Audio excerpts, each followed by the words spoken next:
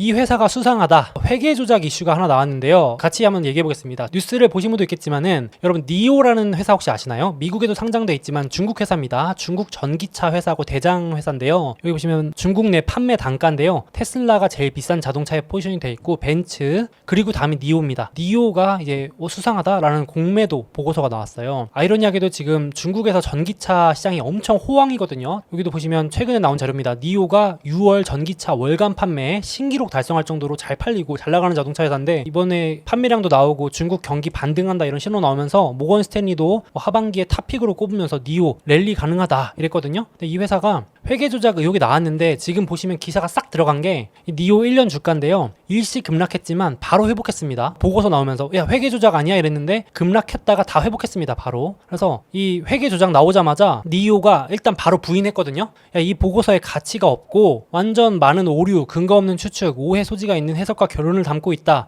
회계 조작을 부인했다 이랬거든요.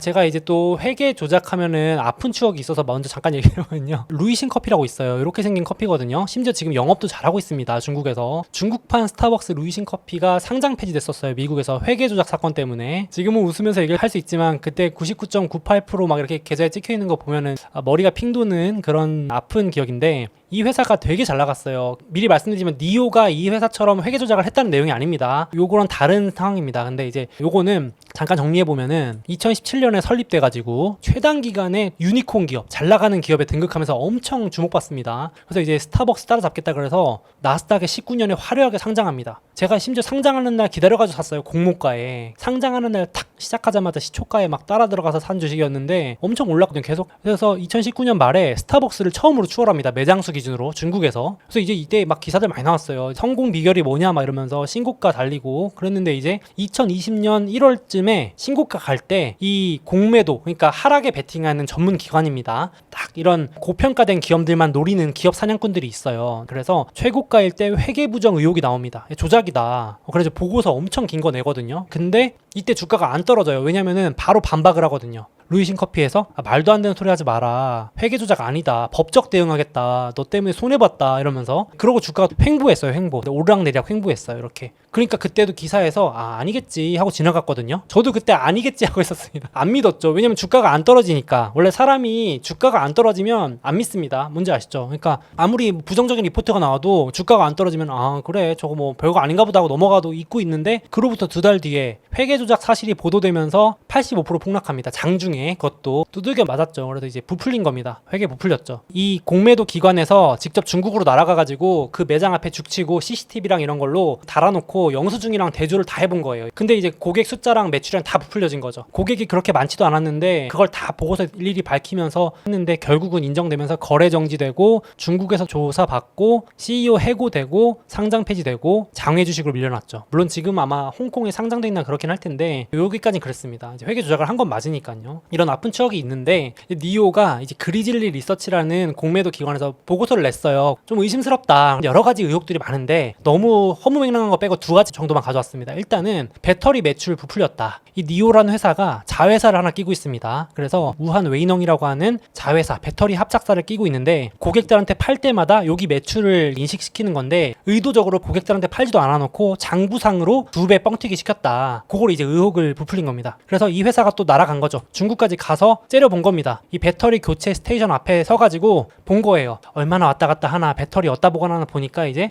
배터리도 저장하는 데가 안 보이고 직원들도 배터리 저장소 어딨어 이랬더니 모르겠다 그러고 약간 좀 의심스럽다. 이 회사 자체에 의심스럽다는 게 아니고 그 숫자 자체가 안 맞을 것 같다 이런 얘기를 한 겁니다. 그래서 팔지도 않은 배터리를 숫자만 고쳐 적었다. 자회사를 통해서 이런 의문을 제기하고 있는 겁니다. 그럴 수 있다. 재무제표라는 게 이렇게 적기에 따라서 달라질 수 있으니까, 예를 들면 이런 거죠. 니오가 자동차 한 대 팔 때 구독 경제 하거든요. 그래서 월간 구독으로 테슬라처럼 자동차 뭐 배터리 구독료 이런 걸 받는데 7년에 나눠서 받아야 될 거를 한 번에 7년치를 땡겨가지고 막 반영하기도 하고 이런 식으로 자회사 통해서 조작을 했다. 좀 부풀렸다. 이런 게 있고, 그 다음에 두 번째가 이제 중국 정부에서 크게 관여하는 기업이다. 아마 중국 주식 하시는 분들은 다 아실 텐데 사실상 중국 정부가 관여 안 하는 회사가 없기는 해요. 그렇다 쳐도 도가 지나쳤다. 이게 뭐냐면 이 회사 설립할 때부터 중국 정부 소유의 회사들한테 지분을 나눠주고 주식이 많이 올랐을 때 그 정부한테서 주식을 사들이는 겁니다. 그러면 중국 정부한테 사실상 돈을 준 게 되거든요. 그러니까 이제 대놓고 짜고 쳤다. 예를 들면은 이런 겁니다. 니오 주가가 이렇게 급등했을 때 이쯤에서 주식을 나눠주고 이렇게 뻥튀기 됐을 때 다시 사들이는 겁니다. 비싸게. 그러면 정부한테 돈이 가는 거잖아요. 그러니까 이제 평균 2배 가격에 정부 소유의 기업이 가진 주식을 다 사들였다. 이런 회사가 어딨냐 이러면서 이제 비판을 하는 겁니다. 그리고 이제 계약서상에 정부랑 쓴 계약서상에 24년까지 지금 매출보다 6배 높여놔야지 된다라는 조건을 달아놨대요. 안 그러면은 이자 8.5% 쳐가지고 정부가 가진 나머지 투자금 다 사들여야 된다는 조건을 가지고 있는데 허무맹랑한 계약이다. 이런 계약을 한 회사가 어딨냐 이러면서 이제 뒷배가 있다. 이거는 심상치 않다. 이런 얘기도 하는 겁니다. 거기다가 이런 얘기도 있습니다. 회계 조작을 했던 루이신 커피의 핵심 인물도 연루된 거 아니냐 이러면서 의혹을 하고 있는데 이거는 근거는 없습니다. 솔직히 제가 봐도 그럴 수 있다라고 하고 있고 계약도 무리하고 중국 정부가 뒤에서 너무 구린내가 난다. 약간 이런 뉘앙스입니다. 그래서 한번 읽어보시면 좋겠고 물론 어떤 분들이 이러실 거예요. 중국 정부가 밀어주는 게 잘못된 거냐. 원래 다 그렇게 성장하는 거지. 그러니까 그렇게 반박하는 분들도 많아요. 그래서 여기도 보시면은 지금 중국 정부가 애초에 대놓고 자국 배터리 회사만 밀어주고 있거든요. 오죽하면은 배터리 서비스 기술이 적용된 차만 보조금을 지급합니다. 테슬라는 안 해주고 일부러 니오 등 중국 브랜드 밀어주려고 일부러 꼼수를 쓰는 거죠. 중국에서도. 그래서 한국 배터리 낄 틈 안 준다 이런 얘기까지 나올 정도로 그러니까 이제 배터리 업체 키워주면서 니오도 크고 이런 식으로 하면서 밀어주기다 이렇게 하는데 이 업체는 그 과정에서 재무 뻥튀기가 있었으니까 그거 회계 조작 아니냐 검사해야 된다 이런 얘기를 하는 겁니다. 이런 상황이고 그래서 이제 제가 리포트 원문은 한번 뭐 보실 분들 한번 보시면 좋을 것 같아요. 혹시 또 나중에 이슈가 날 수 있으니까 제가 뭐 니오가 이상하다 이렇게 결론 내리기는 이것만 가지고는 좀 어렵습니다만은 특히 이런 식으로 해놓고 숏 베팅을 해서 돈을 벌 수도 있어요. 그러니까 떨어져야 돈을 버는 사람일 수도 있기 때문에 너무 이렇게 맹신하거나 그렇게 보실 필요까지는 없지만 그래도 참고하시면 좋겠고요.